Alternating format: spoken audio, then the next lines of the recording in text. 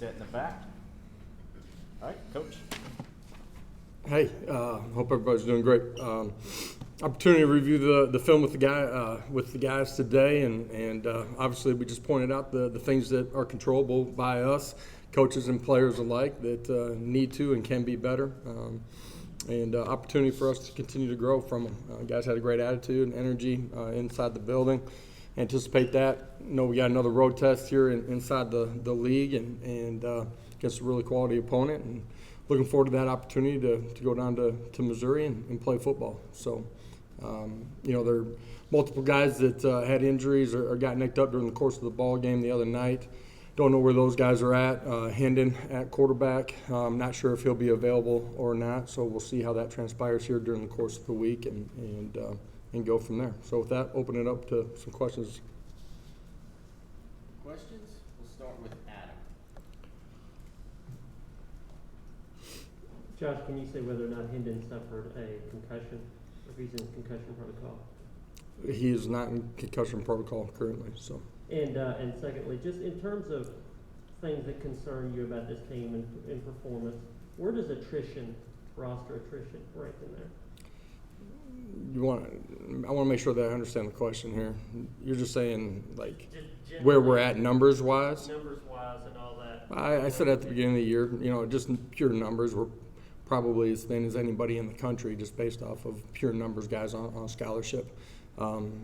Depth for us, certainly, something that we're thinking about and trying to continue to develop. Young guys got to continue to grow and be ready to play when given the opportunity and play at a really high level. So the constant development of your roster is something that you're always thinking about, always working on, and obviously recruiting in this cycle will be big for us too. Patrick Denbid. Coach, with the quarterback situation, how healthy is Joe? Where is he at in his rehab? And does that make, with those two guys sort of banged up, does that make this a big week for Harris? Yeah, Joe was in a situation where he could play, wasn't at a full 100%. During the week we got him some work, not the same type of numbers that he would have gotten if he was 100%. So I anticipate just through him playing the other night, didn't re-injure or aggravate anything, continue to think that he'll get healthier as this week goes on. When you went back and watched the film, what do you think led to the drops, and what needs to happen in practice to make sure that those drops don't happen again? At the end of the day, you got to go execute on the field, handle the environment, handle the competitive situation, throw and catch it, things that we've seen those individuals do at a high level. End of the day, we got to go perform on Saturday and finish the play. Eric, then Wes. Yeah, looking ahead in Missouri, a dynamic quarterback, good running back that can also catch the ball in the backfield. Yeah. What have you seen in them on tape? Yeah, for them offensively, everything kind of goes through that running back, whether it's the run game or him being heavily involved in the pass game. The guy's been dynamic, near the top in country and just, total yards and productivity. Really good football player, does a great job once the ball in his hands of being electric, making guys miss. Josh, I guess when Cooper May started to get dinged up, maybe his level of play wasn't quite the same as it was earlier in the game. But what did it mean to have him back in terms of just sort of what you learned about him? I mean, the guy's out there, he's got a mashed up hand, his legs bother him, and he's still playing. What's that tell you about a guy? Tough, competitive, cares about playing at a really high level, cares about the power T, cares about his teammates, wants to be in there. He's a warrior. As the game went on, you watch the film, you can tell that things started to bother him more as the game wore on. He didn't want to come out. He competed extremely hard. Brent, then Rick. Yeah, Coach, if Cooper can't go and Jerome is in there, what's the next step for Jerome as a center? Is it more mental than physical? What do you need Jerome to do to execute more efficiently up front? Yeah, I think the toughest thing for him is when he's starting at one spot, getting him enough reps at the next spot is difficult to manage and get what you need at both during the course of the week in practice. At the end of the day, some of the snaps got to be better. That's true with Coop in there as well. There's times where, there's plays down the football field that we're not able to connect on. Just simple execution, center quarterback snap, and sometimes the quarterback catching it too. But all those pieces got to play in together. Once he's at the center position, do a great job of communicating. He's done that for the most part during the first 4 ball games that he's played some center, but need to do it at a higher level. Coach, what are your thoughts on the linebacker group, and kind of how does that compare to what your expectations were at the end of fall camp? I think the group as a whole through 4 ball games has done some really positive things, played extremely hard, made plays, been pretty efficient tacklers. The other night, thought we misfit a couple things on the second level. We got to continue to play smarter in that group. That's during the course of play. It's after the whistle, too. It's a group that is deeper than where we started at the beginning of spring ball. Certainly at the beginning of training camp, I've seen those guys continue to grow at that second level. Eric? Look at Missouri defensively, obviously coached really well with the former NFL head coach, but some opportunities there you've seen from film to maybe pick up some chunk plays? There's been some explosives in the run in the pass game against them. I think they've gotten better as time has gone on the first 4 weeks, understanding their scheme, fitting things better. They're a group that has continued to improve. Vince? Josh, you guys had the double number situation on special teams. You talked a little bit about it in the post game. How do you avoid that happening in the future? Does a number change a consideration for either of those guys you might need? Yeah, for sure. With Theo, he's been our punt safe guy, which has allowed Trey to be on the football field. Unique situation, not being able to see. Need him to be smart in how we communicate that, be able to transition, not just the returner, but then Trey needs to get out of the ball game too. It's one of the things that we talked about, coaches and players together being better to handle that situation the right way. Rob? Surprised that took that long to come up. Coach, if Higgins is banged up, is it automatically Joe, or is there any competition there between them? I'm not going to speak to situations that aren't real at this point. So we'll see where we're at during the course of the week and go from there. Wes? Josh, I know that defense gets a lot harder when a quarterback gets outside of the pocket a little bit, gets out there on the edge. Is there anything y'all can do to sort of maybe make the damage less when it gets there? Because it's happened a few times this year with Pickett and then obviously with Jones. Once they're out, the numbers advantage is in their favor, right? And so as a secondary player, you're caught in a dilemma of continuing to match and cover guys, which you need to do, otherwise you're going to give up explosive plays. Once he crosses the line of scrimmage, got to do a great job of coming off and making a play.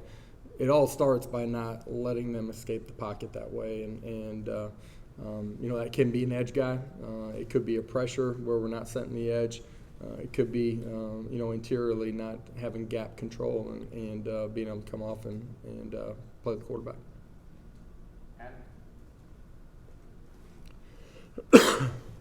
Going forward on 4th down, sometimes the necessity, obviously, scoring situation. But do you believe in going for 4th down early in games as sort of a tone-setting, aggressive tool?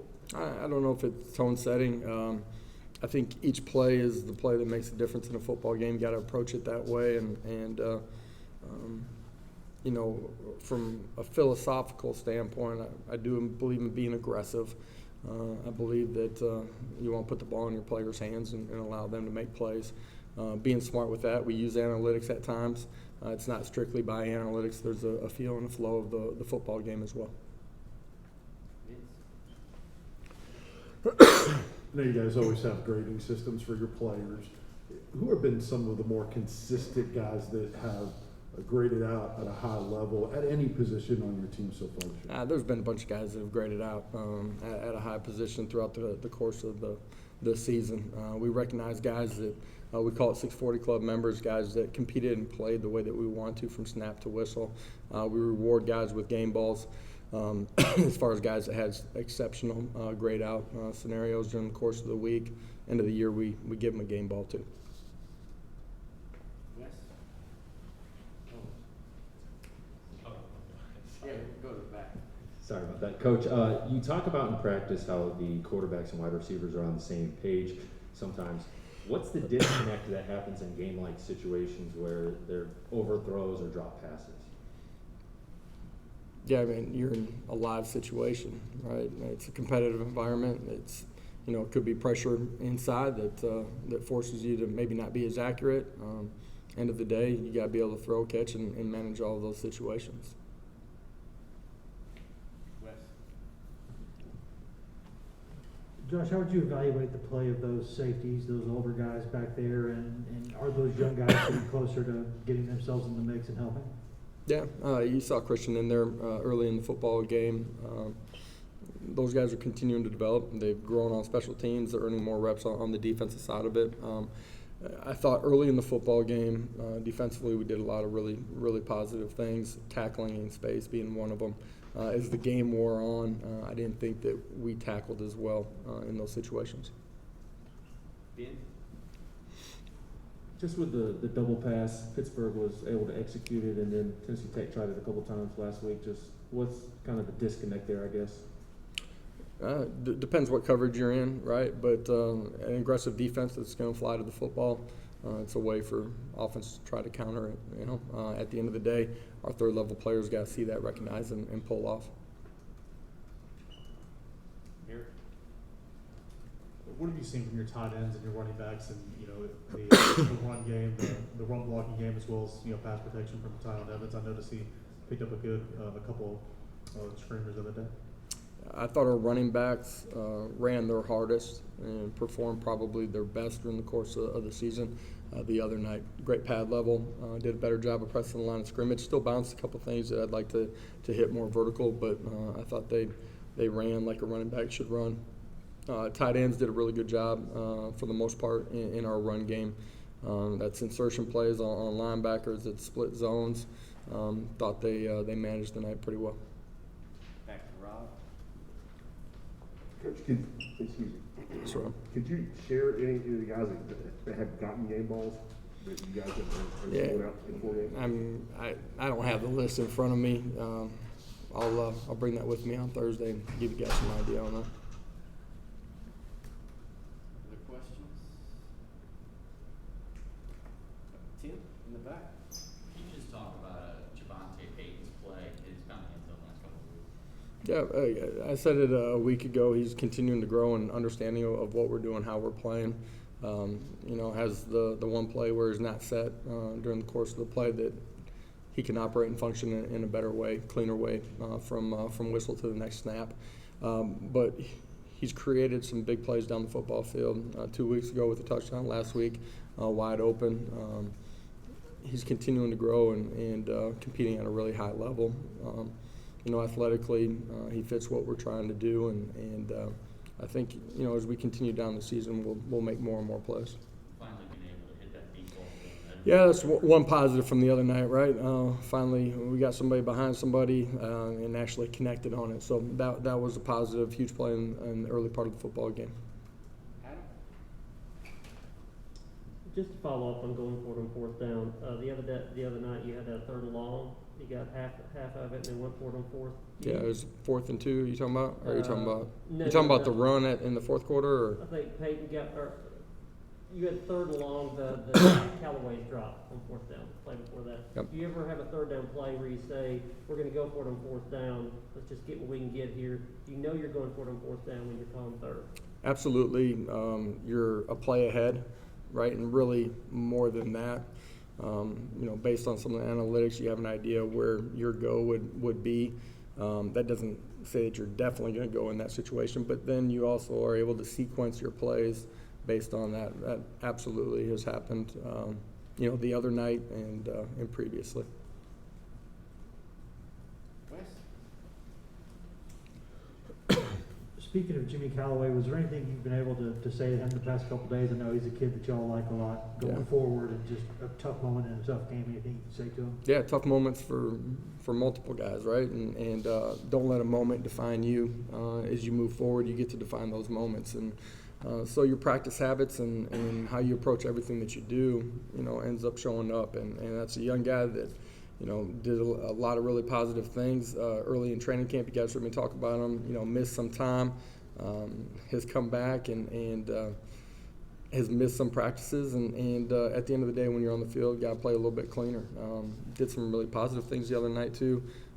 The things that weren't so positive, everybody can see. But continue to come back and be a great competitor and have great practice habits that will lead to a successful moment when that moment arises.